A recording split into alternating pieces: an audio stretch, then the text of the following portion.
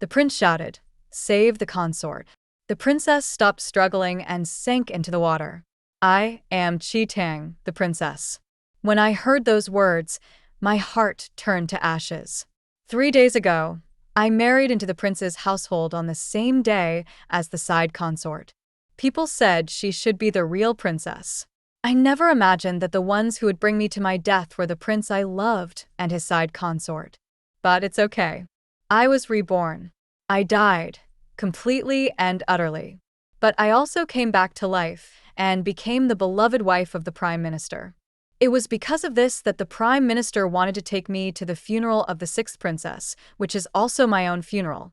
Coincidentally, this body is also named Chi Tang and looks about 70 to 80% like me.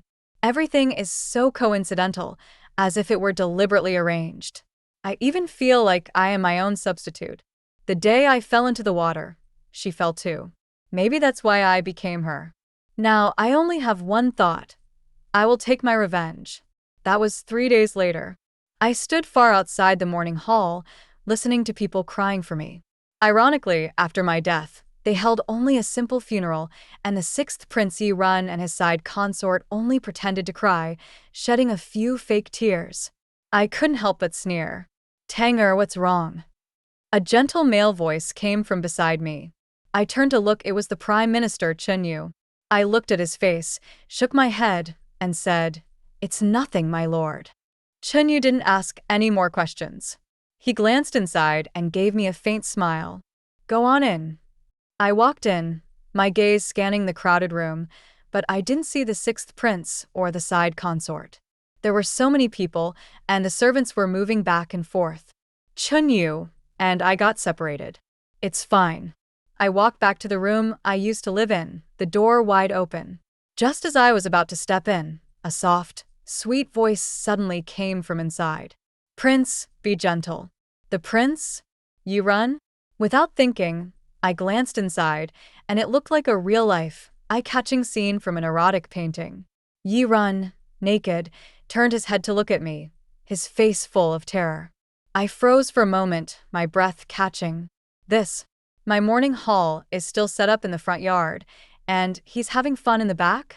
I was about to rush in when my hand was suddenly grabbed by another. The person had great strength, pulling me back, and I crashed into his arms. Then, hands covered my eyes, and a voice rang softly above my head. "Don't look at this, it will dirty your eyes." Was that voice Chen Yu? How did he get here? Chen Yu pushed me outside, then walked in, giving a smirk to the naked couple, as if he hadn't seen anything. "I won't disturb His Highness's fun." Yi Run hastily pulled the blanket over himself, blushing and speechless. Let me tell you, if you dare to speak a word about this, I won't let you off." Chen Yu nodded lightly, still wearing a harmless smile. "I understand, Your Highness." After he spoke, he turned and left. "Let's go back." I nodded blankly, not expecting him to actually agree with Yi Run. On the way back to the manor, we sat in the carriage. Neither of us spoke. Just as we were getting close, Chen Yu broke the silence. "Why did you go to the backyard today, my lady?" Before I could answer, he casually added, "I've been looking for you for a long time." His tone. Why did it sound like he had been wronged? I cleared my throat. "I was in a hurry to find you, my lord. I don't know why I ended up in the backyard." Chen Yu smiled. "Now, why are you being so reserved?" Hearing this, I fell silent. How should I know how they interacted before? I couldn't explain, so I just smiled faintly and brushed it off. The next day, before the sixth princess's body had even cooled, the rumor that the sixth prince was enjoying himself in the backyard spread throughout the capital. It was obvious who was behind this, Chen Yu. After all, the only ones who saw it that day were him and me. I didn't expect that Chen Yu was a smiling tiger. When he returned to the manor in the afternoon, he acted as though nothing had happened, dining with me at dinner. He put more meat in my bowl. "You're still recovering. You should eat more." I looked at the shiny chicken drumstick in my bowl and lowered my head to reply, "Yes." What if the lie gets exposed? After dinner, Chen Yu went to his work. Speaking of it, Chen Yu really is impressive. He became the prime minister at a young age. The emperor is obsessed with beauty, so most of the state affairs are managed by Chinyu. Thanks to him, the court remains stable and people don't complain. At night, I sat in the courtyard, enjoying the breeze, and ordered some sweet cakes to be brought to me. My lady, the master said he'll come to accompany you once he's done with his work tonight, my maid, Xiao Chui, said. I froze for a moment, holding the sweet cakes. Accompany me? Thinking this, I raised my head and asked, Xiao Chui, how long has it been since with the master? Xiao Chui frowned, then understood what I meant and replied, My lady, you haven't been with the master yet. Really? I furrowed my brows. We've been married for so long, and you've never been in bed together? Is the master sick or something? Xiao Chui seriously thought for a moment, then nodded. Now that you mention it, it seems like that's the case. I've been here for many years and never saw the master with any woman. Xiao Chui didn't finish her sentence, but I already got her meaning. But in a way, this is good. At least I don't have to worry about how to handle that matter. Our master has always been very attentive to you, my lady, Xiao Chui said, smiling shyly. Everyone envies you. I leaned back lazily, finishing the sweet cake and sighing. Being attentive doesn't matter. A woman will grow old someday. If there's no child, she'll eventually become a discarded wife.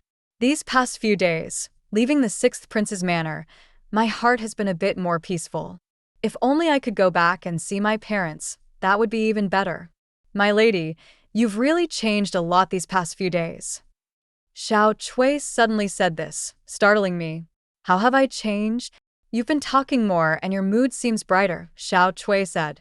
I swallowed. Well, I'll try to keep quiet, but it's too hard. I'm just a chatterbox. Xiao Chui gently shook her head and smiled. It's good if my lady talks more. Upon hearing this, I finally felt relieved. It's fine, as long as Chinyu doesn't find out. I just fear being seen as crazy if he does. Afterward, I sent Xiao Chui away and sat in the rocking chair in the courtyard, soon falling asleep. I don't know how long it passed, but I suddenly felt light, as if someone was carrying me. I opened my eyes to see Chinyu's clear jawline. He was strong, his step steady, and I felt safe in his arms. Being held like this was a bit awkward, but if I tried to break free, wouldn't he notice something?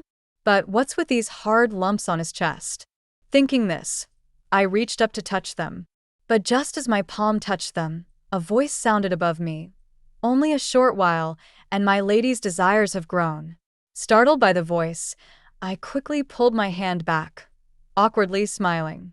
My lord, I just wanted to check if you've been strengthening your body lately. How embarrassing. Chunyu chuckled softly, saying nothing more. He entered the room, placed me on the bed, and began to remove his outer clothing. After neatly folding his clothes, he turned to look at me and asked a question that left me completely confused. Aren't you afraid of what I might do to you? Huh. I frowned slightly, then shook my head. Afraid? Husband, what are you talking about? You should first take care of your hidden ailment. You're not Chi-Tang, are you? He took a few steps toward me, still wearing that faint smile. She wouldn't be so familiar with the sixth prince's residence, wouldn't like sweet foods, wouldn't call me husband, and your behavior is completely different from before. Who are you? I miscalculated. But honestly, I didn't know how the original prime minister's wife acted. There was no template for me to follow. I looked at him with an innocent face, my tone a bit disappointed. I sniffled and said, Women are like flowers. Once past their bloom, they're forgotten and discarded. I just wanted to live the limited days I have, to be a loving couple with you. Is that wrong? I cried like a wilted flower, pitifully, wiping my mouth that had a little saliva on it. Won't accept it now. Chinyu smirked. Then I'll treat you well. Chinyu indeed treated me well. He pinched my face until it hurt. He stepped closer, pinched my cheek a little harder. Are you Chi-Tang? Really, I nodded earnestly. I'm Chi-Tang, no mistake. Chunyu's brows furrowed deeply as he stared at me. Chi-Tang? What did you just say? I didn't expect him to get so fixated on it. I sniffed again, then tearfully said, My lord, We've been married for years, and you don't even trust me on this? Chunyu looked at me, lost in thought, then stayed silent. After a moment, he lay beside me on the bed. He lowered his head, so I couldn't see his expression. But I heard him speak softly. Tanger, I do trust you. But your current demeanor is very much like a dear old acquaintance of mine. At that, I felt a weight lift off my chest. But somehow I had the feeling he knew something. Well, as long as he didn't suspect me, it would be fine. I woke up early planning to visit my parents. I imagined they must be heartbroken. But due to my status, I thought long before finding a suitable excuse. Thankfully, the relationship between the Prime Minister's family and the Chi family was always good. By the time I arrived at the Chi residence, it was already afternoon. As I approached the door, I heard a commotion in the courtyard. Now that the sixth prince's reputation is booming, are you satisfied? I dare not bring trouble to the Prime Minister's family, but does the sixth prince fear you? I entered and saw that the sixth prince, Yi Run, was arguing with my parents. After all, he was a prince, and my parents could only lower their heads in front of him. Your Highness, what does this have to do with us? My mother wiped away a tear. Someone shouted, Madam, how come you're here? At that, several people bowed to me, including my parents. I hurried forward, helping them up, holding back the words Mom and Dad, with difficulty. When Yi Run saw me, he was momentarily surprised. Then his face darkened. You still dare to appear before me? You're the one who spread the word about that day, aren't you? Do you think you won't be haunted by the sixth princess's ghost for what you've done? Her. Yi Run sneered. Do you think I fear her? I said nothing, preparing to give him a little surprise. When Yi Run saw me here, he knew he couldn't provoke anyone from the Prime Minister's residence, so he flicked his sleeves and glared at me before leaving. What on earth did I see in him before? The Chi residence wasn't far from the Prime Minister's residence. I chatted briefly with my parents, telling them to take care of themselves and not to be too sad, before returning to the Prime Minister's residence. When I returned, Chunyu was already there, waiting for me to have dinner. I gave him an awkward smile. My lord, I'm back. He glanced at me casually. Why didn't you send someone to inform me you were going out? After saying that, he placed a piece of meat and a sweet cake into my bowl. Your favorites, he said. Thank you, my lord. I lowered my head to eat. After swallowing, I looked up and asked, but why tell you about this? To ask for help, Chunyu responded lightly. After a few bites, he set his chopsticks down. In the future, if there's a fight or any interesting commotion, be sure to call me. I love a bit of excitement. I've never met anyone with that kind of hobby. I let it go in one ear and out the other, just nodding and treating it as a joke. Despite saying that, I certainly wouldn't involve him in my matters. I had planned to sneak into the sixth prince's residence tonight and scare Yi Run a little, but when it suddenly started raining heavily, I had to abandon the plan. I've always been afraid of thunder. When I was younger, I had my parents around, and as I grew up, I had a few close maids to keep me company. I could handle it. But tonight, it seemed harder to bear. The thunder rumbled outside, and I could only bury my head under the covers. Until the blanket above me was lifted, and I heard Chunyu's voice. What are you doing? I looked up to see him standing there. I hesitated. Nothing, it's just a little chilly tonight. Chunyu gave a soft, oh, then said nothing else, changing into fresh clothes and lying down beside me. My lord, why are you done with your work so early tonight? I asked. You're afraid of thunder, aren't you? I'm here to keep you company. His voice was calm as he glanced at me. I frowned at his words. How do you know? I realized too late I had asked the wrong question. Perhaps the original owner of this body was also afraid of thunder. With that thought, I lowered my head with a look of grievance. Then I changed the topic. I thought you might have forgotten. Chunyu smiled and pulled me into his arms. I won't forget. He hugged me tightly, but it didn't feel uncomfortable. However, since I had never been this intimate with any other man, it still felt a little awkward. But seeing that this was their usual way of interacting, I didn't push him away, letting him hold me. The rain and thunder continued outside, and I couldn't sleep.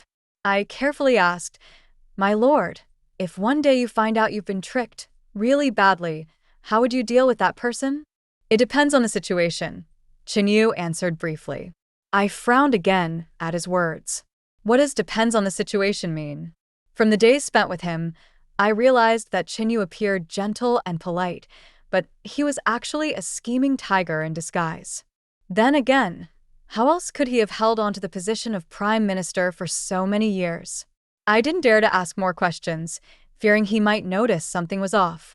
Tanger. Chinyu called my name softly. Perhaps seeing that I hadn't spoken, he continued, "Rest now." I nodded and closed my eyes. With him holding me, the thunder didn't seem so frightening anymore. The next day, news spread that the sixth prince's concubine had become his main consort. I wasn't surprised. It seemed that Yi Run had given up completely. These past few days, Chinyu had become increasingly attentive toward me, visiting my room every night. Even Xiao Chui said that after I woke up from falling into the water, the prime minister had treated me even better. I could understand why. After all, his beloved wife had just returned from the brink of death, and naturally, he cherished her even more.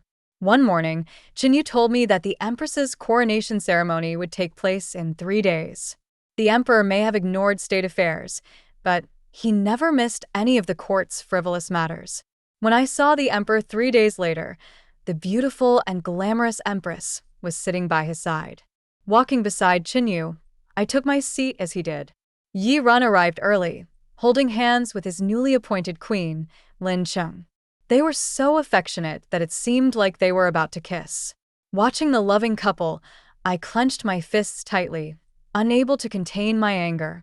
Why did Yi Run marry me if he didn't love me? I hated them. I wanted to tear them to pieces. At that moment, a warm hand suddenly grasped mine, which had been clenched in a fist. Who upset you? Chun Yu's voice, calm but full of concern, reached my ears. I was startled, turning toward him. My clenched fist loosened instinctively, and I pretended nothing had happened, offering a forced smile. Master. He didn't speak, but his fingers slipped through mine, holding my hand gently. Tanger, there's no need to envy them. What they have, you will have too. I smiled faintly in response. Thank you, Master. I have everything I need. I didn't envy them. I just hated them. A palace maid poured tea for Chinyu. He lowered his eyelids and picked up the teacup, leisurely blowing on it before speaking. If there's something you want to do, I can help. His tone was casual, almost like a joke, but the words made me feel like there was something more behind them. I steadied myself, looking down and softly saying, "Recently, Tanger wanted to learn how to make sweet pastries. Could you find a cook for me?" He glanced at me, the corner of his lips curling into a smile, and after a few seconds he nodded. After finishing his tea, he placed the cup down. It can be something else too. Something else? I raised an eyebrow. No need, he said, like archery and horse riding, for instance. I exhaled a relieved breath. It seemed I had overthought it. If he knew something, would I still be sitting here calmly? All right. I smiled brightly. Soon, several dancers took the stage and began dancing in the center. After they finished, I grabbed a piece of fruit. Just as I was about to take a bite, I heard Lin Cheng say, "Your Majesty, I heard that the Prime Minister's wife is good at singing and dancing. Why don't we take this opportunity to let everyone enjoy the view and liven things up?" The Emperor clapped his hands in approval. Excellent. I froze with the fruit in my hand, seeing Yi Run give me a knowing smile. What's going on? I could dance, but I wasn't sure if the original Chi Tang knew how to. Thinking about it, I shook Chinyu's hand. Master, what do you think about my dance? Your dance, of course, is good. Chinyu replied. So, I can dance? Then, Master, what kind of dance should I perform? I asked. Li Yan's dance. He replied. I know that one. I nodded, stepping into the center and giving a slight bow. The musicians began to play, and I danced to the music. The dance wasn't long, and I finished quickly, following the rhythm. I glanced at Chinyu and saw him watching me with great interest. His eyes were filled with a smile. What was he smiling about? I didn't pay attention to what others were saying, my mind consumed by his gaze, until I returned to my seat. Master, how was my dance? I whispered. Not bad. Chunyu nodded, then turned to look at me with a smile. When did you learn this dance? His question left me stunned. I froze, forcing a tight smile, and gritted my teeth. I was just bored. I thought you wanted me to dance this. Why else would you have me do this? Is the wife bored? Chunyu continued. There's a lot of work in the study lately. You could come by and help. I gave an awkward smile. Actually, not really. I didn't want to show weakness in front of him. He only smiled at me, saying nothing until the banquet ended and someone called for me. Outside the main hall, the palace maid led me a few steps before I saw Lin Cheng, now not the side consort, but the sixth princess, occupying the position that had once been mine. She scanned me from head to toe and smiled obsequiously. Madam. I hid my disgust and smiled slightly. Your Highness, what brings you to see me? Madam, your dance just now, Li Yan's dance, was truly stunning. But I wonder who taught you such a fine art? Lin Cheng asked. Of course, Li Yan's dance was an extraordinary, difficult dance, one that few people could perform. It was surprising that the original Qi Tang knew this dance. I learned it myself, I replied. Does your Highness have any other matters? She waved her hand, smiling brightly. No, I just thought that your movements reminded me of my younger sister. I knew she was talking about me. Do you know my poor sister? She asked. No. I replied swiftly. The previous sixth princess just passed away, and you took her place. Perhaps you'd do well to manage your own affairs and stop doing such wrongdoings, lest it backfire and cause harm. She clenched her teeth, the words practically spat out through them. Thank you for the reminder, madam. The palace maid behind me whispered, Madam, if you don't return soon, the Prime Minister will be worried. I sighed deeply, nodded, and softly murmured in response, turning to leave. As I reached the palace gates, I saw that Chinyu had just finished talking to a few ministers. When he saw me returning, he stepped forward and walked toward me. Tanger, let's go back. I felt a weight in my chest. I pursed my lips and nodded. All right. We quickly returned to the residence. I lay down on the bed, exhausted, and sighed. After Chinyu changed clothes, he came over and lay beside me. Did the sixth princess say anything to you? Chunyu suddenly asked. I didn't want to talk, so I just shook my head. I was the Prime Minister's wife now. So what? If I wanted to take revenge, I still had to be careful. As the Prime Minister's wife, my actions could even affect Chinyu, so I couldn't act recklessly. He must have noticed that I was unwilling to speak, so he didn't press the issue. Instead, he pulled me into his arms. If you have any unhappiness, tell me. I'll help you, even if it's something as extreme as killing or arson. I chuckled at his words, unable to suppress a laugh, but deep inside, I felt an indescribable emotion. I didn't want to owe him anything. Just as I was about to refuse, he leaned down and kissed my forehead. You have to wake up early tomorrow. Rest now. I instinctively reached up to touch my forehead, my face turning bright red. I forced down the embarrassment and stammered. I won't be attending the morning court tomorrow. Since you're free, madam, come to the study and keep me company. As expected, I stayed in bed the next morning and didn't get up. Chunyu gently lifted the quilt, calling me softly with patience. Tanga, it's time to get up. I frowned, pulled the quilt back over my head, and didn't respond. I wasn't sure how much time passed, but I heard Chinyu's voice again from outside the blanket. Tanga, I remember you didn't used to sleep in. Hearing this, my mind went blank, and I immediately sat up. The original Qi Tang used to get up early, so naturally, I had to as well. I rubbed my sleepy eyes and, in a daze, saw Chinyu already dressed. He was tidying his clothes slowly, and when he saw I had gotten up, he smiled with satisfaction. I'm waiting for you to have breakfast with me.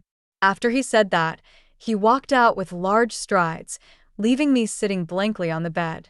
Xiao Chui came in shortly after, smiling. Madam. She helped me freshen up, and we both left together. As we walked, Xiao Chui suddenly spoke. Madam, your dance yesterday was truly beautiful. It really opened my eyes. I pulled the corner of my lips slightly and hesitated. Is it strange that I can do that? Yes. Xiao Chui nodded heavily. I've been serving Madam for so long. I knew you could dance, but I didn't know you could perform the Lian dance. When I saw it yesterday, it was truly stunning.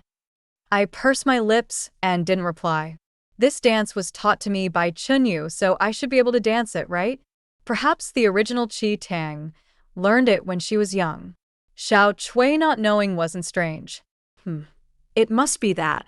After breakfast, I went to the study with Chunyu. He sat comfortably, and I stood beside him, not knowing where to start. I didn't dare ask or say anything. Chunyu glanced up at me and poured tea. He lowered his head, casually picking up a document. I knew how to make tea, but I didn't know what tea he liked. Thinking about it, I asked softly, Sir, what kind of tea would you like today?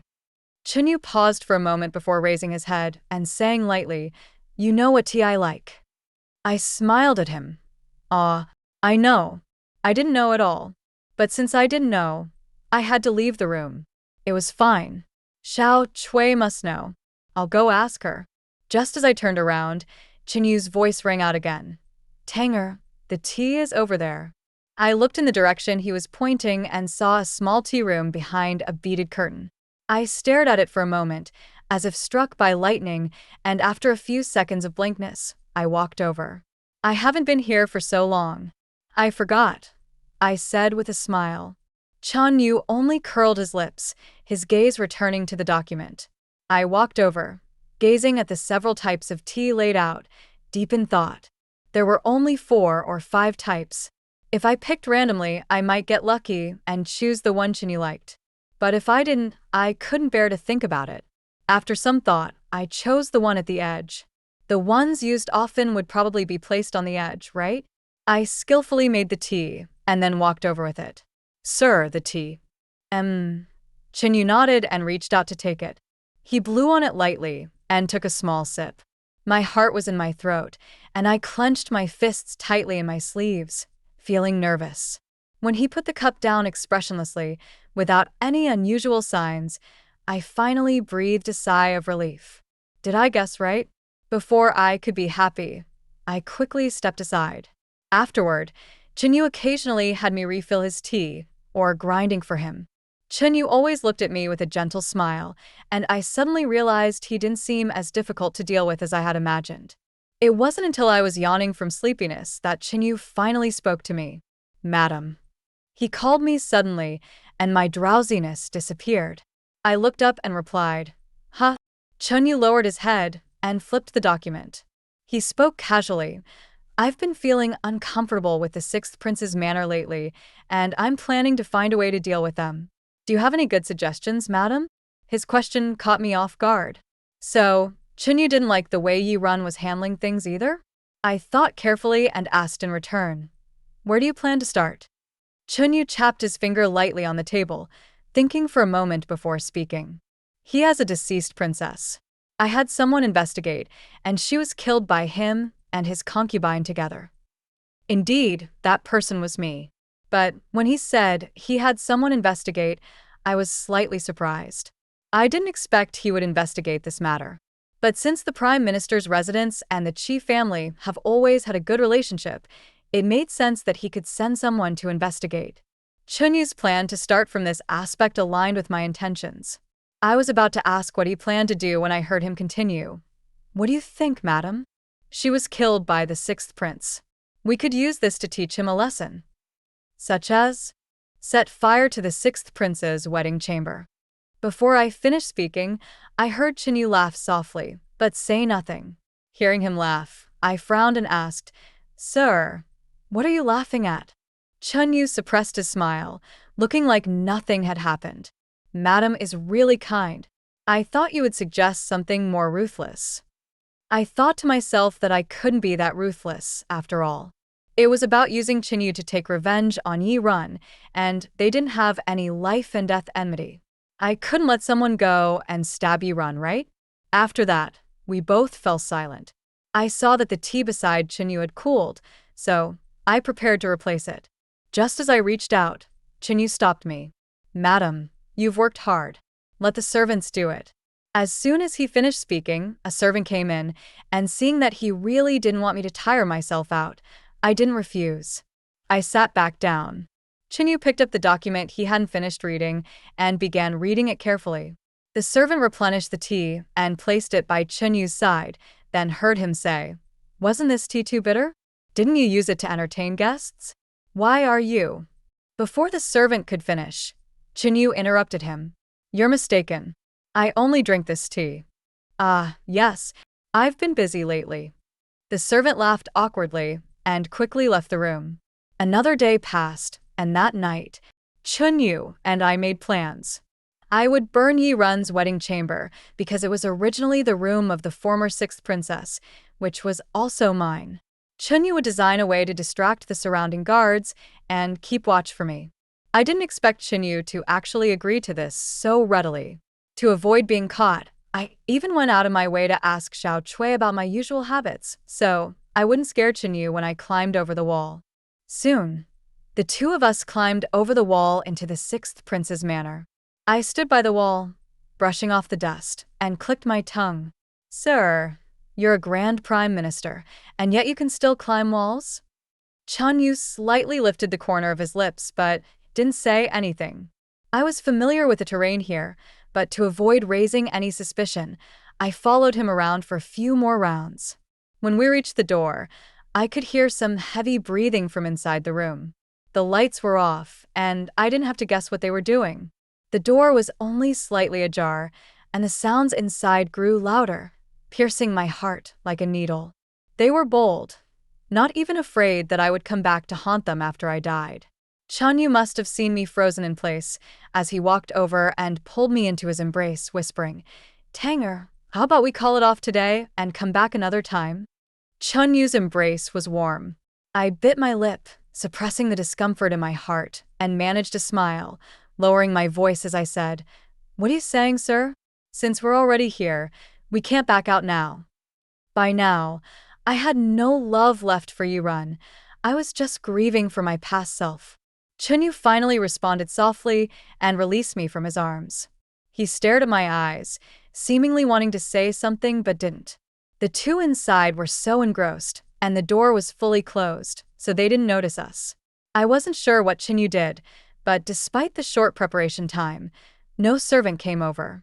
Once everything was ready, I set a fire at the corner and was about to return with Chinyu. When I turned back, I saw the fire growing larger, with thick smoke rolling out, followed by a scream. The two of them rushed out of the room. By the time we returned to the manor, it was late at night.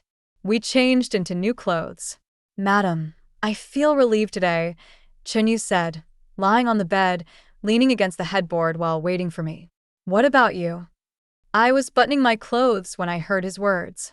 I froze for a moment and then smiled. I have no personal grudge against him.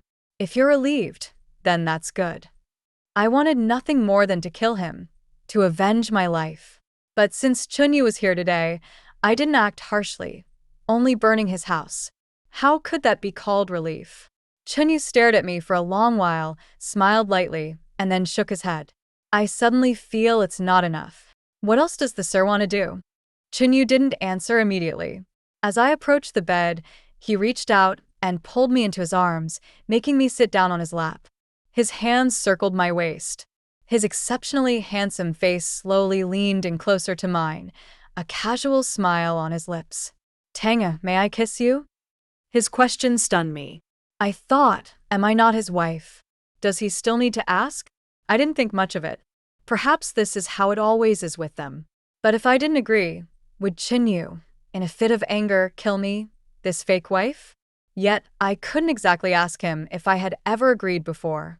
Chunyu saw me stunned for a while, lowered his head slightly, smiled, and said, "Forget it, you're tired today. You should rest early." I watched his smile, a bad premonition growing wildly in my heart. Chunyu is a wolf in sheep's clothing. What if he discovers something and tries to kill me while I'm asleep? I can't die before avenging myself. I decided to take a chance. I decided to bet that the original Chi Tang would agree. I slightly lifted my head and smiled at him, my eyes narrowing. Sir, we are already husband and wife. Of course, a kiss is natural. Chun Yu's gaze shifted slightly, and the corner of his mouth curved into a faint smile. Oh! I kept my eyes fixed on his, not missing any subtle change. He seemed somewhat surprised. Did me agreeing surprise him? Who knows when Chun Yu decided to pull the stunt. I clenched my hands, changing the subject. Sir, I am indeed a bit tired today. Perhaps we could? Before I could finish, I felt his hand tighten around my waist. I was sitting on his lap, taller than me, and he lowered his head, looking at me without saying anything. My body pressed against his chest, and he bent down slightly to kiss my lips. I froze, staring into his eyes, sitting upright and motionless. Is he serious? What should I do now? Where should I put my hands? Chun Yu must have noticed my nervousness because he gently took my hand, which was unsure of where to go, and kissed it lightly. He then whispered, Tanger, close your eyes. For a moment, I didn't know what to say. Obediently, I closed my eyes, and his lips pressed against mine again. His movements were gentle and slow, and he was patient. This tender kiss was different from what I had imagined. My mind went blank, and I didn't know when he finally released me. I only heard him laugh softly and say, All right, rest. Just, that's it? Oh. I suddenly remembered that the Prime Minister had some quirks. I nodded absent-mindedly, relieved, and climbed onto the bed by myself. Chun Yu didn't immediately hold me like usual. I didn't know why, but didn't care. I vaguely remember, around midnight, he finally pulled me back into his arms. The next morning, after breakfast, I overheard some of the servants in the courtyard talking. I heard that the sixth prince's wedding room was burned last night. The sixth prince was with his concubine, and the shock was so great that he couldn't even function. Another maid hesitated. What do you mean, couldn't function? You know, the maid smiled shyly. The others' expressions changed immediately, and they asked, How do you know? I heard it outside. I was buying fabric today, and I overheard it. The sixth prince sent people to the pharmacy for medicine early this morning and called in several doctors. Apparently, even the imperial physician was called. Really? That illness is hard to cure. Exactly. I stood silently to the side. I thought, the fact that the wedding room was burned is the main point, right?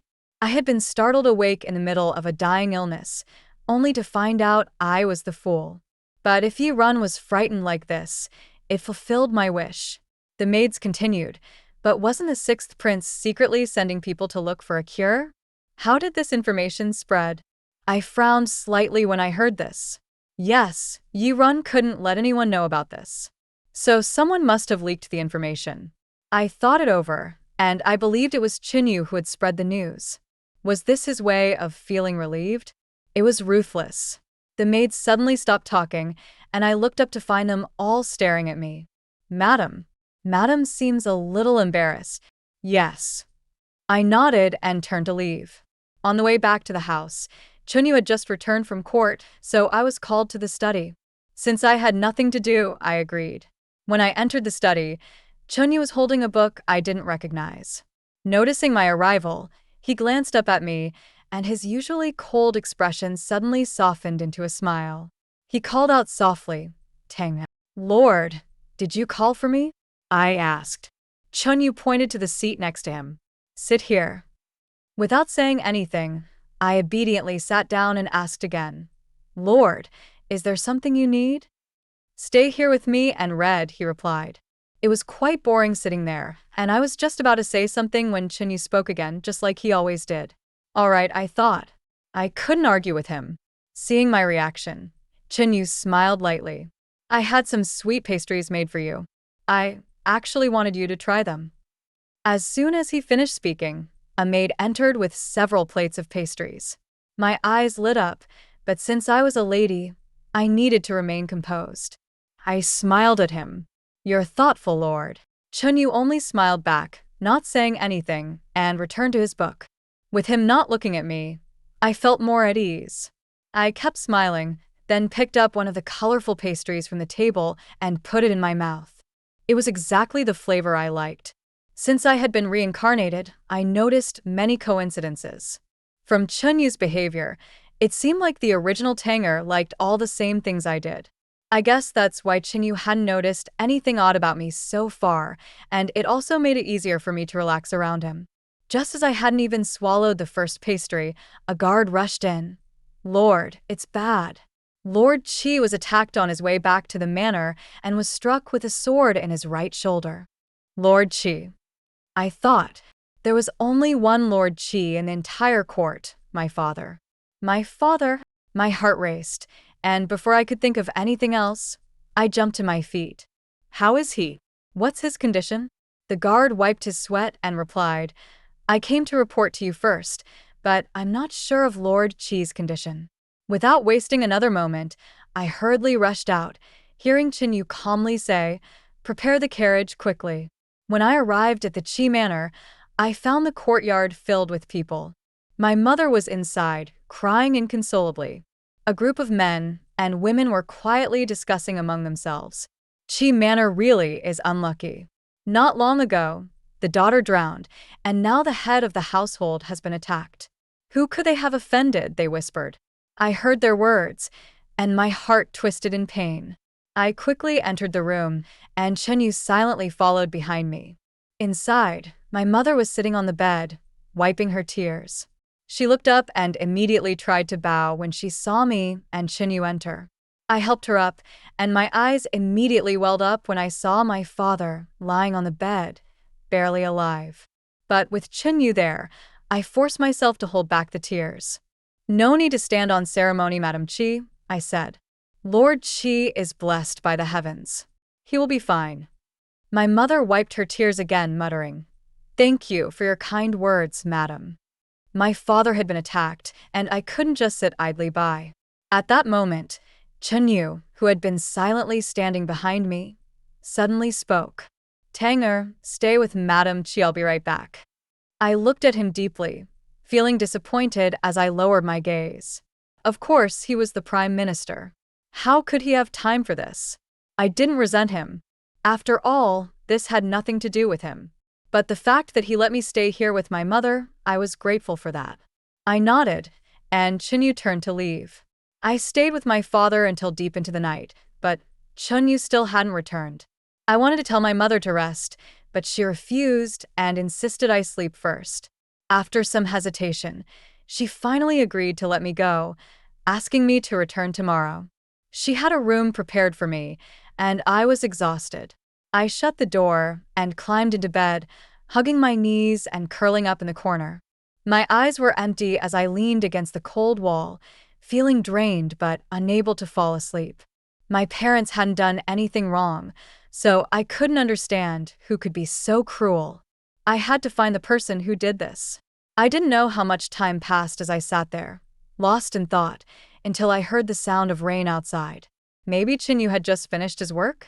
Suddenly, there was a knock on the door. I froze for a moment, then got up to open it. When I opened the door, I saw Chinyu standing in the rain, holding an umbrella. I was stunned for a moment, not expecting him to come. I forced a smile at him, but it was tinged with bitterness. Lord, why are you here? Without saying anything, Chinyu closed the umbrella and walked straight in. Tanger, the results of the investigation into the assassin will be out tomorrow. Don't worry, I'll handle it. His words made my heart skip a beat, and my eyes welled up with tears. So, when he said I'll be right back, he was going to investigate the assassin? But given our status, I couldn't thank him on behalf of the Qi family. Not wanting him to notice any change in my expression, I lowered my head and smiled. Yes, we have always had good relations with the Qi family, so it's only right to help. I didn't know what his expression was, but the next moment, he gently pulled me into his arms. Tanger, in front of me, you don't have to hold back. You can cry if you need to. I froze, my heart trembling. I was speechless. I prided myself on not crying, and even in front of my mother, I had forced myself to hold back the tears. But his simple words shattered the last wall in my heart. I quietly asked, Lord, what do you mean? What do you mean by just be yourself? Chinyu reached out and gently patted my head. I know who you are. You are Chi Tang from the Chi family, the Chi Tang that I like. I sniffled, unable to stop the tears from flowing. I wanted to argue, but I didn't know where to start. I could only say, why didn't you say this earlier? Also, what do you mean by the Chi Tang I like? He gently smiled. Wait until you're done crying, and then we'll talk. It was raining heavily outside, and I cried in his arms for what felt like a long time. The morning arrived, and I woke up with swollen eyes, only to find that Chinyu was lying next to me, and I was in his arms. I moved slightly, seemingly waking him. Everything that happened last night felt like a dream. He opened his eyes a little, reached out to touch my eyes, then silently sat up and was about to leave. Seeing this, I asked, Master, where are you going? You've cried so much that your eyes are swollen. I'll have someone bring some medicine for you, he said. Hearing this, I quickly grabbed him, holding him tightly, and after a long moment said, You won't leave until you explain last night's words to me. From his tone, it seemed like he had already known I wasn't Chi Tang. Had he been playing with me all this time? What words? You knew I wasn't Chi Tang from the start. Why didn't you kill me? Because you are Chi Tang. The one I love is you. Chinyu turned to face me, walked a few steps toward me, and spoke slowly.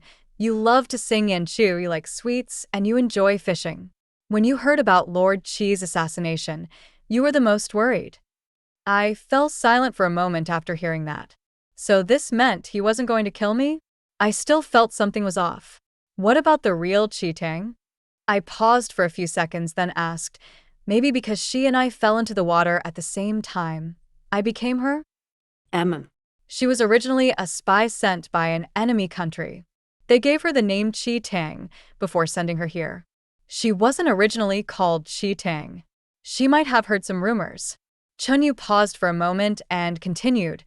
On the surface, she respected me, but she actually wanted to kill me. I spared her life because she looked so much like you. A spy from an enemy country. I stared into his deep, dark eyes and for a moment felt as though they were bottomless. When did you realize I wasn't her? You're different from her. It was easy to tell. Had I known earlier, I wouldn't have tortured myself. Chanyu reached out to embrace me, but perhaps because he saw I didn't speak, his hand stopped halfway, and he withdrew it. Forget it, I'll wait for you. I've waited this long already. Wait for me, I asked. Wait for you to fall in love with me. At that moment, my heart trembled. I didn't know what to say. I couldn't even describe my feelings for Chinyu. He was really a good person. Chanyu gently stroked my head, with a hint of testing in his touch. I had gotten used to his gestures, and for a moment, I didn't resist until he withdrew his hand, seemingly satisfied. Just then, a knock on the door interrupted us.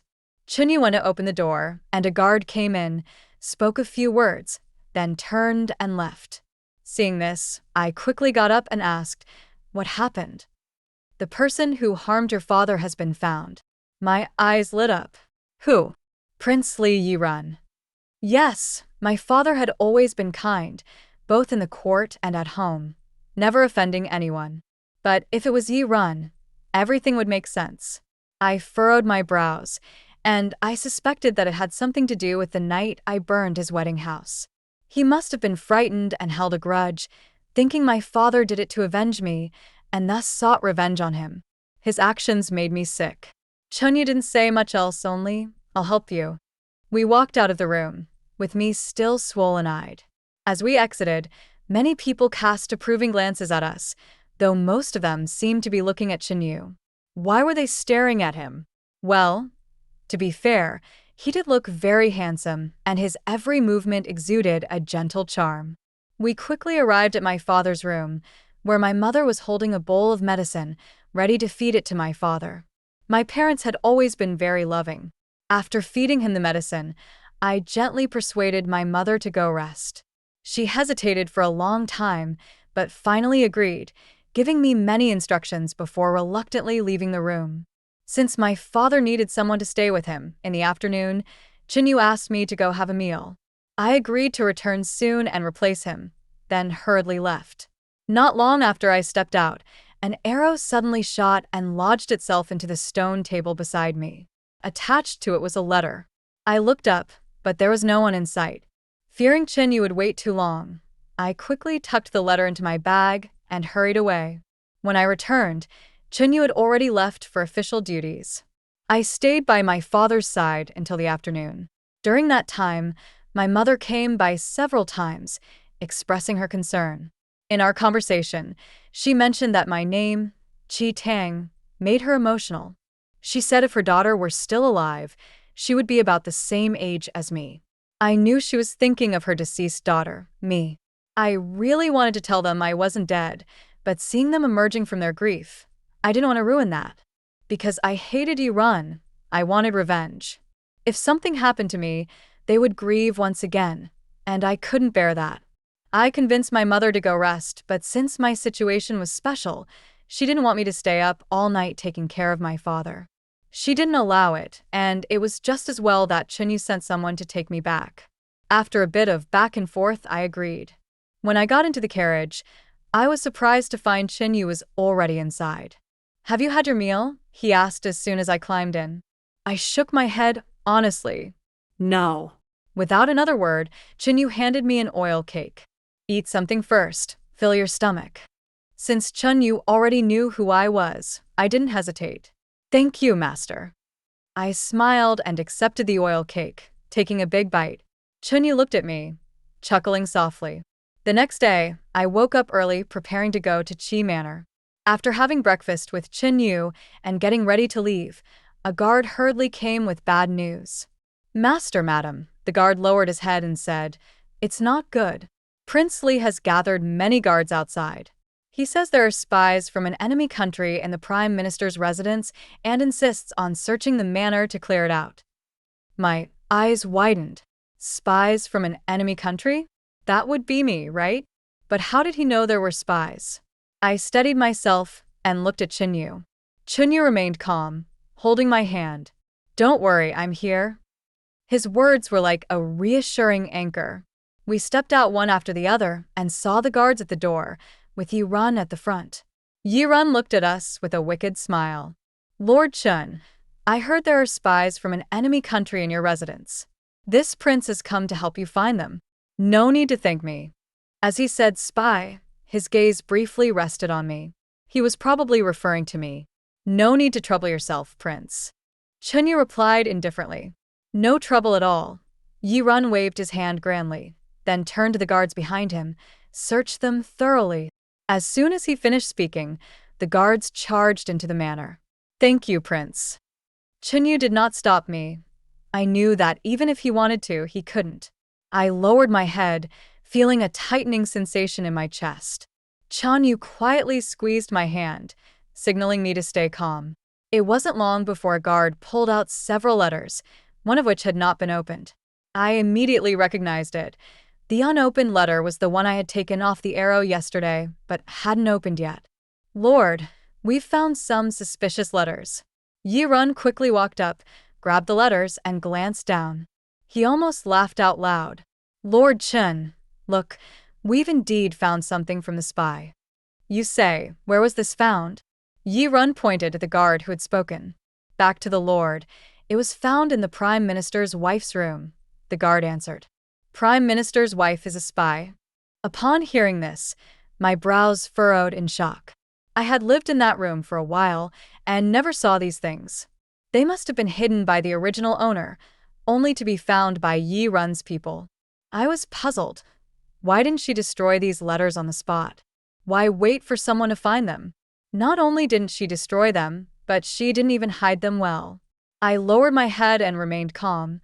These are just some unidentified letters. I don't know where they came from, and I'm not a spy. "Lord Yi, please don't slander me." "Slander you?" Yi-Run scoffed. "Now there's solid evidence, and you're still denying it." I clenched my fist. "I really don't know where these came from. How can I deny it? At this moment, the only thing I could do was stubbornly deny it. But how did Yi Run know the original owner was a spy? He even brought people to block the Prime Minister's mansion door. Even now you still dare to be stubborn. Let's see if you're still stubborn in the prison. Yi Run sneered. Men, take this spy away. As soon as Yi Run finished speaking, there was a commotion inside the mansion, and everyone instinctively looked over. A servant was dragged out. Taking advantage of everyone's attention being on that person, Chinyu tugged at my sleeve and whispered, "Don't speak." I kept a composed expression, nodded solemnly, and didn't ask further. This is. Yi Run stared at the servant who had been brought out. Back to the Lord, we saw this servant sneaking around near the Prime Minister's wife's room. When he saw us, he ran away, so we caught him, a guard reported. The servant was brought in front of everyone. Yi Run asked first, "What is your role?" The servant kept his head down and didn't say a word. Despite being pressed by several people, he still refused to kneel. Yi Run stepped forward and kicked the back of his knee. The servant collapsed to the ground, and a token fell from his waist. Yi Run frowned, kicked the person next to him, and picked up the token. "Show this to me." The servant bent down, picked up the token, and handed it to Yi Run. Yi Run picked up the token, which had a prominent Bei character on it. He furrowed his brow deeply. "Where did you get this token?" The servant had an unyielding look and refused to speak. "Master? Could it be he's the enemy spy?" As soon as this was said, Yi Run's expression changed abruptly, as if he was holding back something. I stood to the side, silent. I guess this was something Chinyu had arranged. He acted quickly. I truly owed him this time. Just as Yi Run was about to speak, Chinyu spoke first. It seems this was all a misunderstanding. "Thank you, Lord Yi, for helping me find the spy in my mansion. I will visit to thank you in person another day." Chunyu's tone was respectful, with a hint of a smile on his face. After he finished speaking, I quickly added, "I also must thank Lord Yi for clearing my name." Our words had given Yi Run enough face, and he had no reason to argue further. Additionally, it had confirmed that the servant was indeed the spy. It was clear that Yi Run was angry but was holding it back, pretending to be righteous. "You don't need to thank me. This is my duty." He gritted his teeth, flicked his sleeves, and left with his men. Only when they were out of sight did my nervous heart relax, and I went into the mansion with Chinyu. As we walked side by side, I whispered, "Thank you for saving me today, Lord. If there's a chance, I will repay this favor." Chinyu turned to look at me. "If you really want to repay me, come to my study tomorrow." Just that. I thought it would only be something like serving tea, so I agreed. All right. I steadied myself and thought about the person who had been taken away. I asked, "Lord, who is that person who was taken away?" "He's one of my trusted subordinates. Tomorrow, I'll make arrangements to get him out of the prison." I didn't expect Chinyu to tell me this, and I felt a sense of indescribable gratitude. After all, the feeling of being trusted by someone is really wonderful. I trust him, and he trusts me. I continued to sleep in the same bed as Chinyu, but this time, everything felt different. I actually liked him a lot, though I wasn't sure if it was the kind of liking between a man and a woman. But at the same time, I didn't mind lying next to him. I had never been confused about my feelings. If lying in the same bed with him wasn't an issue, then I must have some form of affection for him. Chinyu, too, was different from before. He lay quietly beside me, and we both stared at the ceiling in silence. I noticed he hadn't fallen asleep, so I couldn't help but ask, "Lord, do you think, a few years from now, we'll still be lying here like this?" But by then, I wouldn't know who would be lying beside him. Chinyu thought for a moment, looking quite serious. "Yes, but it will be a bit cramped." I was just casually asking, but I didn't expect him to answer so seriously. "Cramped? Has it been because you've gained weight, or I have?" Thinking about it, I nodded in agreement. "Yes, the food here is good. I've gained a lot of weight these past few days." Chinyu smiled slightly. "You're overthinking it. It's not because of that." Then what else could it be? I didn't think much more about it, and didn't ask any further. The next day, my father woke up. When I heard the news, I hurried to the Chi residence. When I saw he was fine, I felt relieved and went back home. On my way back, Chinyu had just returned from court and was waiting for me in the study. I went in obediently. When I entered the study, Chinyu was discussing something with a few other gentlemen. They were laughing and chatting together. As I walked in, the gentleman greeted me respectfully, calling me madam. I overheard one of the gentlemen say, "I heard that the sixth prince's spy, whom he captured at the chancellor's residence yesterday, escaped." Chinyu responded with a slight hesitation. Then another gentleman laughed. "The moment the madam arrives, Chindaren's soul seems to go straight to her." At that moment, I was over by the tea kettle, and hearing this made me feel inexplicably embarrassed. Behind me, I heard Chinyu chuckling softly. Lord Wu laughed and said, "Chindaren, we only got married 10 days ago. My son is already playing with soy sauce, but there's still no movement from you." After I finished preparing the tea, I served it to the gentleman. Chinyu only smiled, not saying anything. I was aware of the situation. Chinyu had some unspoken matters to deal with. He had only married me, so naturally, people began to talk about how I had occupied his time for so long without any signs of progress. It was unpleasant to hear. The gentleman laughed heartily. "We're all waiting for the little prince's 100-day celebration." I smiled faintly. "But speaking of which, when someone's sick, they need treatment, right?" I decided I should try to treat Chinyu's problem, so he could enjoy a bit of pleasure. After all, he had been so kind to me. So I made a decision. The very next morning, I went out running around the streets just to buy some tonics for him.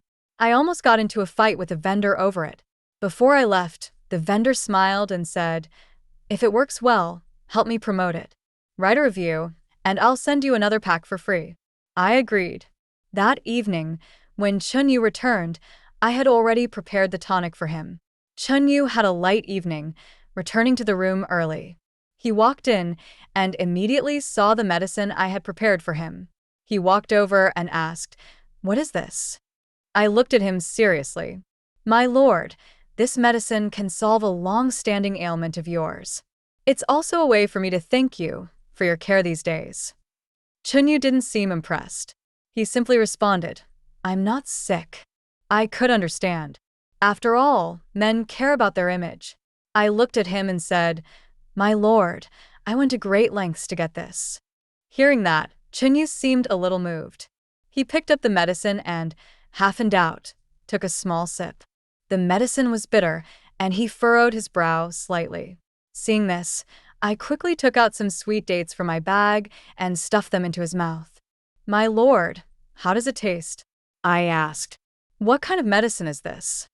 "Tonics," I explained. "If it works, I'll go get more for you. Don't worry about the money. I'm using my private savings for this." Chunyu paused for a moment, then suddenly let out a helpless laugh. He took my hand and pulled me into his embrace. "Tanger, if you give me this, I might think you're hinting at something." His hand was very warm, and the heat radiated through my sleeve, making my wrist feel hotter than before. I looked up at him and asked, "Hinting at what?" He couldn't possibly think that I was suggesting. As soon as that thought crossed my mind, I hurriedly explained, "My lord, this is just tonic. It's not what you think." Before I could finish, Chinyu interrupted, "It's definitely toning." Why does he have to speak so bluntly? The atmosphere turned awkward. I could sense that something was off with Chinyu. To be precise, his body wasn't quite right. In the end, Chinyu let go of me without saying a word, walking past me to lie down on the bed. How does he suddenly act like a little grumpy wife? But I couldn't just let the money go to waste. Thinking of the vendor's words, I turned and walked toward the bed.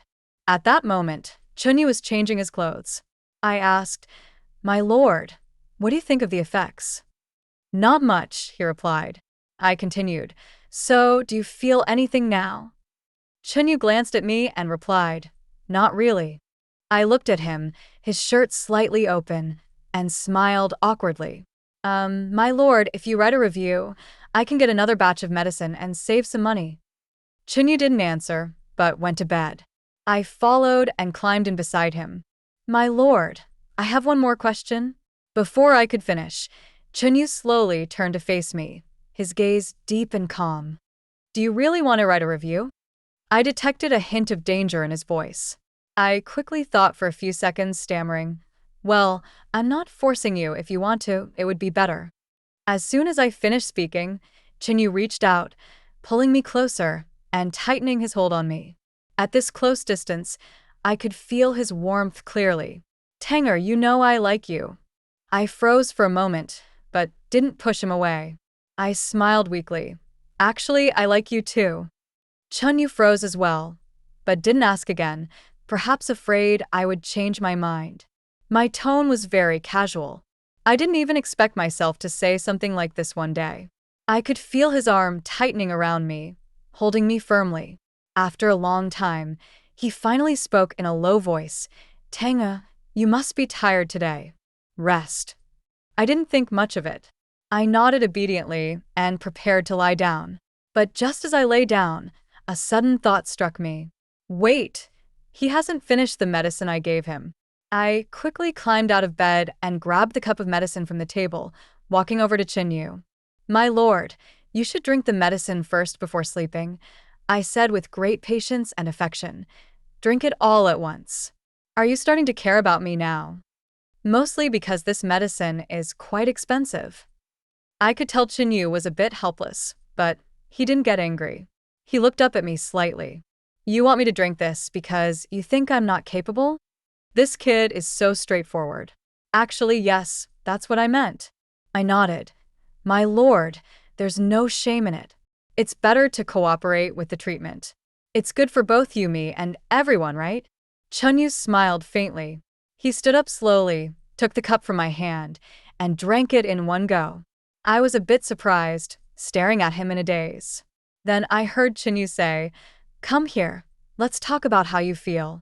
His back was to me, and I couldn't see his expression, but his voice was low and calm as he pulled me closer.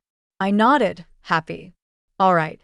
But just as I climbed into bed, Chinyu pulled me towards him, and I fell directly into his arms. When I looked up, I found him staring down at me, his eyes slightly tinged with red. Chunyu stared at me for a few seconds, gently swallowed, and rubbed his finger over my cheek before leaning down. I looked at his face, so close to mine, and reflexively swallowed.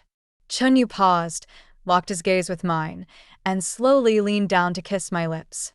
His kiss was light and shallow. I instinctively reached up to push him away, but my hand in midair was seized by him and pinned down to the bed. At some point, his hand around my waist had undone my belt, though it remained still, with a sense of hesitation. Only when my breathing grew deeper did he finally release me, his voice a bit hoarse with a smile. "Remember to write your thoughts down tomorrow." I blushed from the kiss, confused by his words. "Well, maybe I can send you another dose of the medicine. Get your money's worth." When did he start caring so much about this? But how could I have any feelings? I didn't drink it. It took just an incense stick's time, and I understood what he meant. But by then, it seemed too late. "Isn't this supposed to be a conversation?" I asked. "Isn't this the conversation?" The next morning, when I woke up, Chunyu had already gone to court. According to Xiao Chui, when Chunyu left the house today, he seemed refreshed and in a good mood. After hearing this, I gritted my teeth and climbed out of bed, only to find a letter on the table. The handwriting was beautiful, clearly written by Chunyu. The words were simple and clear, addressed to the shopkeeper. "Not bad. Keep up the good work." I stared at the paper, ready to tear it up, but restrained myself, thinking of my money. This medicine wasn't just not bad. Buying it was like shooting myself in the foot. But it was fine if the medicine ran out. Chinyu could just stay away from me. In the afternoon, I visited the Qi residence. My father had recovered a lot, and my mother was in better spirits. I heard the emperor had sent someone to investigate the assassin who tried to kill my father, but there were still no results. I didn't tell my parents that the assassin was Yi Run, only reminding them to be cautious when going out. Yi Run would naturally find ways to hide himself, and no one would suspect him. I didn't return home until the afternoon. As I walked down the street, nearing the estate, A man dressed as an ordinary citizen walked past me with a blank expression. Suddenly, I found a letter in my hand. I frowned, and when I turned around to look, the man had already disappeared into the crowd. I looked at the mysterious letter, pursed my lips, and quickly returned home.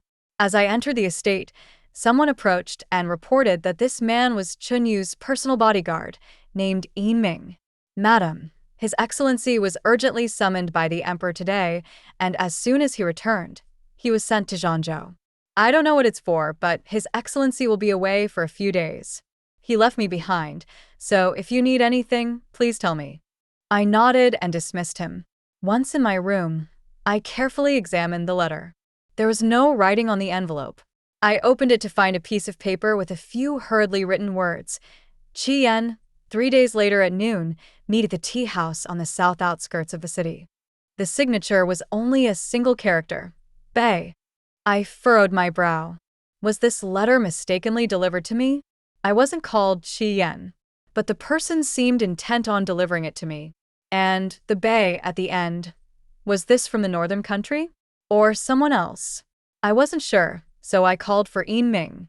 Yin Ming came to me and respectfully asked, Madam, what do you need? Do you still have the letter I found in my room that day? I asked. Yin Ming thought for a moment and replied, Madam, that letter was taken by the sixth prince as evidence, but I noticed another letter on the floor as I was leaving, so I picked it up. I was about to burn it. I secretly felt lucky and nodded, asking him to bring it to me. When I got the open letter, I understood. It turned out that the original name was Qi Yan, and this letter was likely from someone from the northern country. But the handwriting was different. To understand more, I would have to go in 3 days. For safety's sake, I would bring more people with me. Thinking this, I looked up and said, Yin Ming, 3 days later, I need to meet someone at the tea house on the south outskirts of the city. Bring some people with me, and tell His Excellency about it. I didn't tell him the letter was from the northern country, because the truth about the original identity being a spy for the enemy country was known only to Qin Yu. It was better to keep it quiet.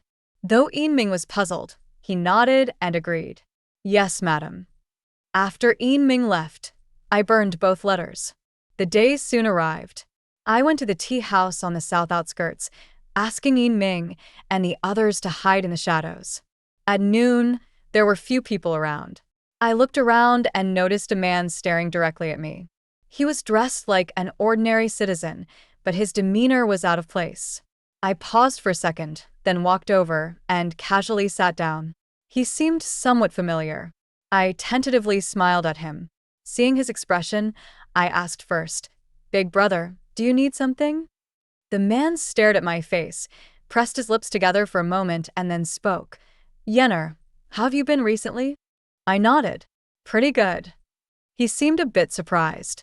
Aren't you angry with me? Angry with him? I thought they must have had some past relationship. But I wasn't Qi Yan, so there was no reason for me to be angry with him. I shook my head lightly. It's all in the past. He seemed to sigh in relief, his eyes lowered.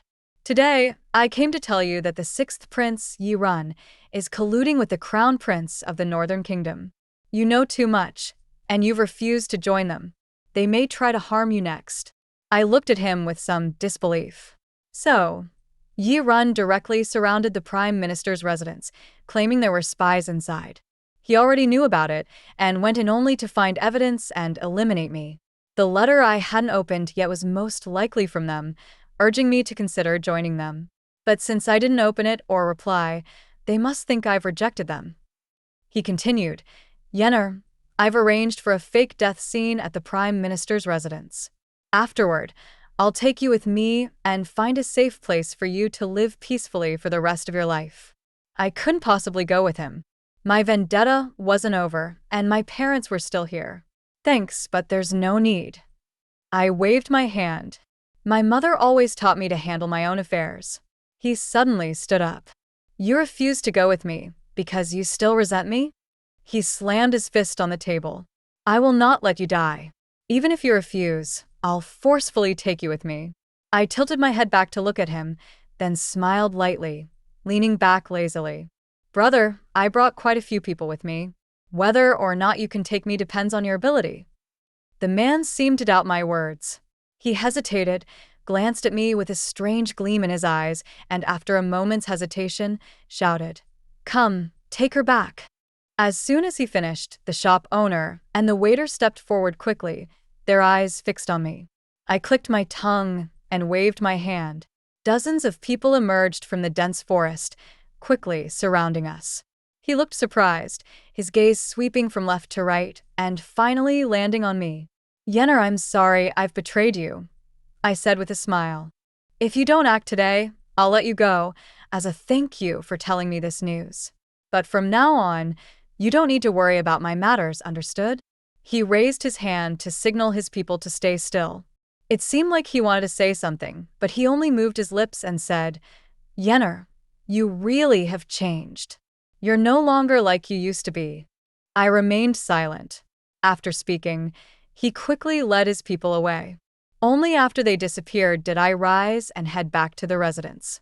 When I returned, the servants informed me that Chinyu had originally planned to return today, but due to some matters, he would be delayed for 2 to 3 days. Without Chinyu, I had no appetite and barely ate a few bites at dinner. During dinner, a servant mentioned that the emissaries from the Northern Kingdom would visit tomorrow for an audience, and the emperor had arranged a banquet to entertain them. However, since Chinyu wasn't present, the emperor, considering his busy schedule with state affairs, invited me to join as well, to add some liveliness to the event. I couldn't refuse the emperor's invitation. After dinner, I lay alone on the bed. Perhaps because Chinyu wasn't around, I suddenly felt a bit lonely, a feeling I hadn't had before.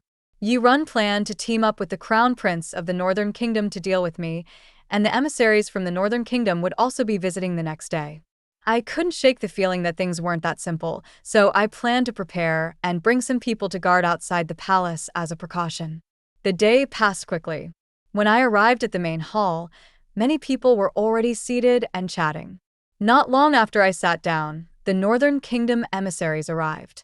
As I popped a grape into my mouth, I froze when I saw the man walking at the front. It was the same man who had invited me to the tea house. No wonder. His gaze lingered on me for a moment before quickly shifting away. After some polite exchange, the emperor invited them to sit.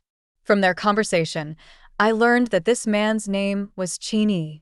I noticed that only Yirun had come today, so I quietly asked Xiao Cui, "Why didn't the sixth princess come today?"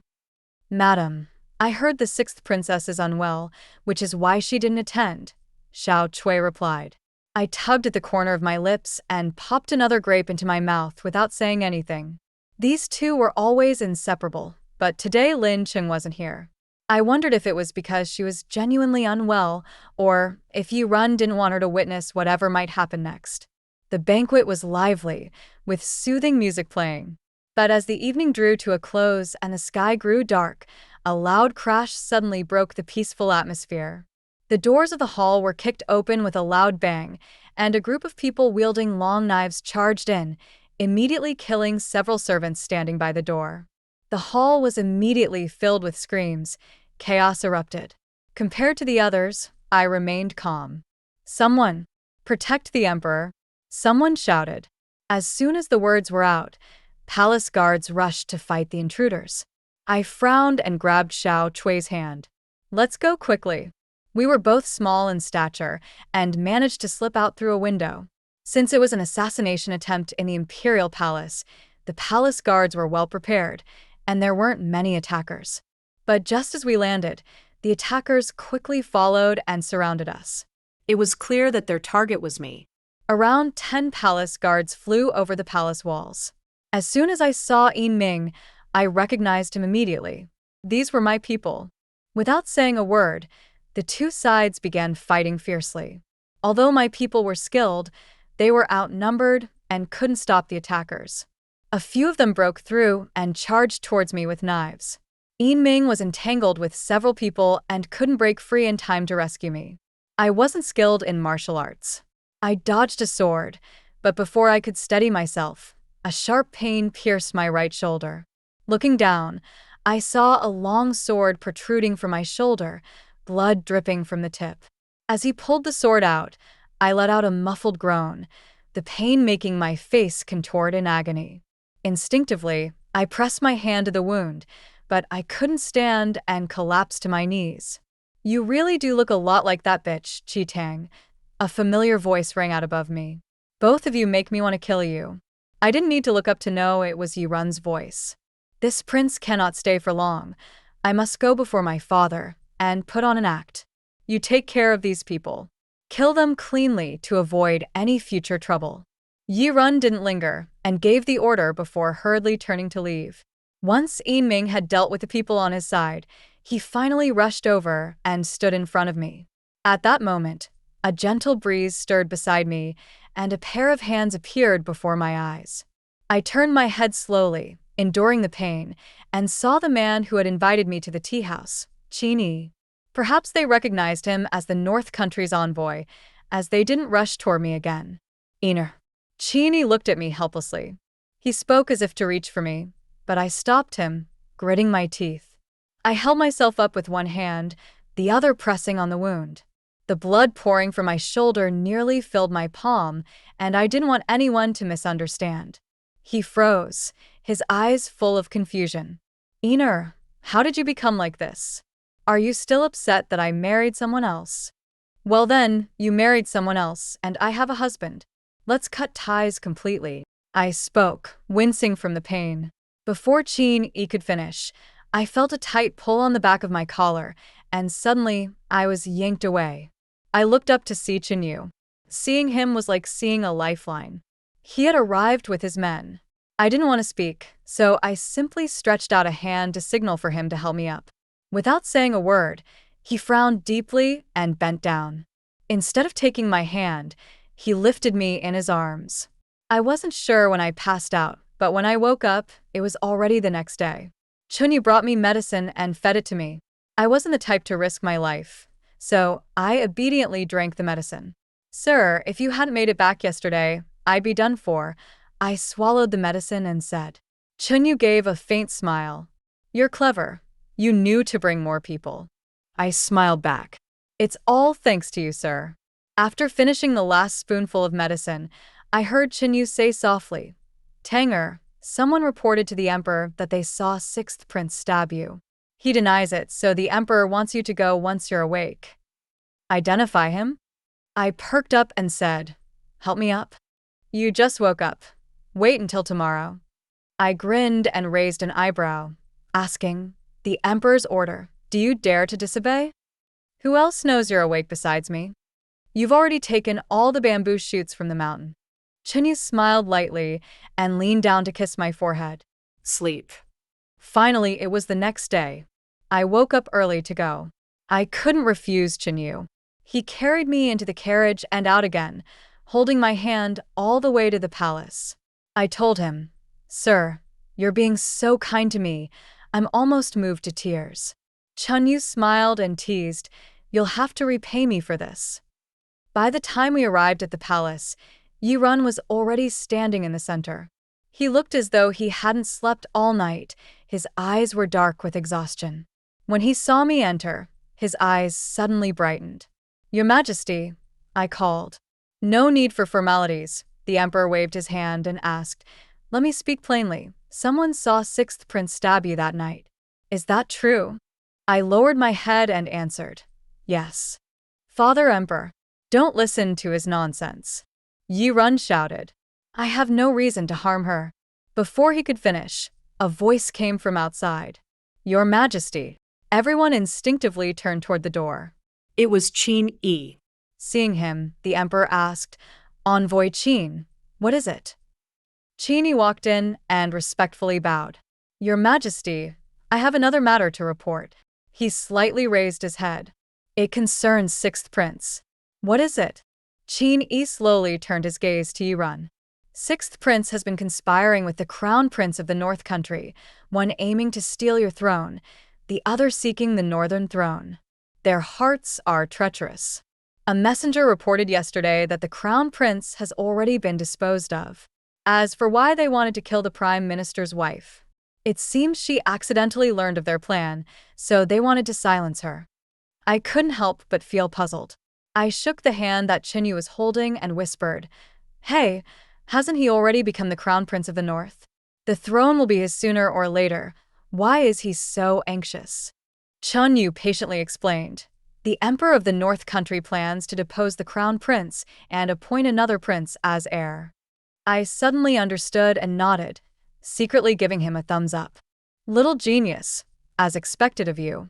The emperor's face suddenly darkened as he coldly looked at Yurun. Sixth prince, is this true? Father Emperor, you can't just listen to one outsider's words. Yirun shouted. He has no evidence, it's all just nonsense. If the emperor doesn't believe me, he can search the sixth prince's manor for evidence, Qin Yi continued. According to our crown prince's confession, sixth prince should have a token from the north country to facilitate his travel. What ruler would tolerate their power slipping, their throne at risk? The emperor immediately sent people to search, and sure enough, they found a token from the north country. Yirun was left speechless. Father Emperor, you have to believe me. With the evidence clear, the emperor wasn't swayed. Take him to the dungeons and await judgment. Wait, your majesty. I raised my voice. All eyes turned to me. Do you have something to say? The emperor asked.